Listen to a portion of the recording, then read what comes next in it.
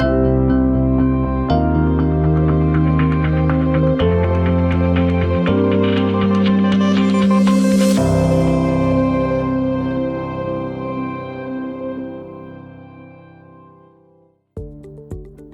name's Piers Nickalls, I'm a director at Savills. I actually started work at Savills 20 years ago from next month, and I've been based predominantly in London. I did 4 years in China, in both Shanghai and Beijing. My current role, I work in Greater London, so that's predominantly outside the city and West End, in the travel zones 2 to 6. I advise both corporate occupiers in the acquisition and disposal of their office buildings, and I also advise landlords, investors, developers in the disposal of their office buildings. If I'm being brutally frank, I'm not sure it's changed enough. I think to a certain extent, property as well as insurance are one of the few sectors where we've seen real radical kind of Uber movement in our market. Yes, there are significantly more diverse clients in terms of investors in London. As London's developed and become more global, our clients have become more international, and because of that there are challenges with there and real opportunities.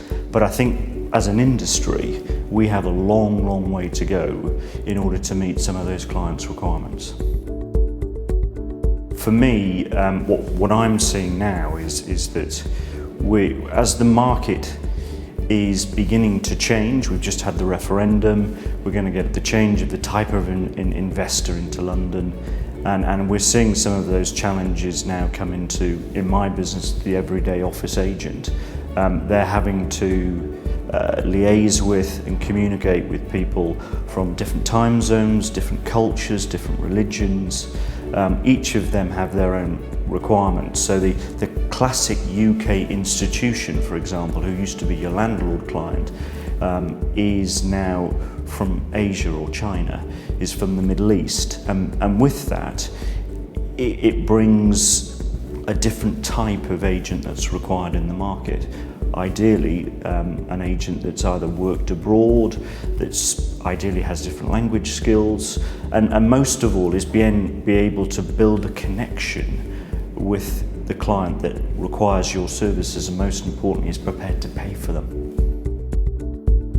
I mean, I think for the new recruits, whether you've got post-qualification, I think it is grabbing those opportunities to work abroad. I think it's grabbing the opportunity to continually reinvent yourself. Ultimately, what we're seeing now is that clients want different opinions, different experience.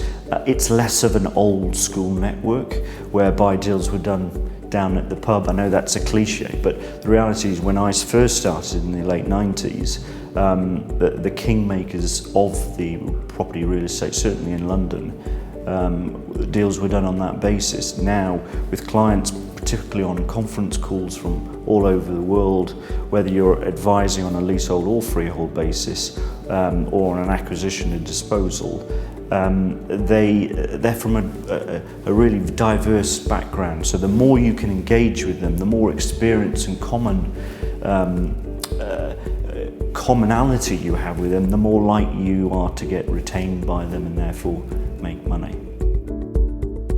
I think the caliber of the Savills graduate has intellectually improved no end. And then the reality is that a lot of our graduates come from real mainstream universities now. And I think that's probably because those candidates that used to go into the banking industry aren't anymore. For whatever moral reasons or financial reasons, the reality is they are going into different sectors now. And so the big kind of change for me over the last 20 years is the intellectual capability of our graduates. I think where we've still got a huge room for improvement is the diversity. When you look at some of the other industries, in the media industries, creative industries, they're all from a completely different walk of life. So I still think there's room for improvement. but I definitely feel that intellectually Savills has a far higher calibre of candidate than we had historically, certainly when I joined. But the basics of being able to engage with your customer is still absolutely at the forefront, and the ability to work in collaboration for me is probably higher than even an intellect. You know, the ability to get on with team members, increasingly companies now, you're not just working within your individual company to service a very large requirement, you're working with other sectors from other companies, accountancy firms, legal firms. So collaboration, technology, beginning to navigate around technology is becoming really important. What's truly great about property is it's a people's business. I mean, ultimately, you go into the business because it's very social, it's very collaborative. If you love architecture, and I love walking into power stations, to office buildings that are effectively warehouses, to traditional offices, you get a buzz from seeing people's creative minds, whether it be internal decoration or architects. You do get a very broad basis of meeting different people and creative brains. So from a general perspective of property, it's tremendous in that regard. From a personal point of view, in terms of Greater London and offices, what I'm personally focused on is the regeneration of the new up-and-coming markets in London. So these are like the Royal Docks and the Deptfords and the Claphams and Brixtons. So and the King's Crosses. And the reason why that's very fulfilling is because you're seeing areas that historically have been quite deprived, and now through the likes of King's Cross you can see what, to a certain extent, we're a tiny cog in changing different neighbourhoods for the better, hopefully. But it is very rewarding when you see an area that historically in Victorian times was the hellhole of London to what it is today, which is probably one of the best regeneration schemes in the world.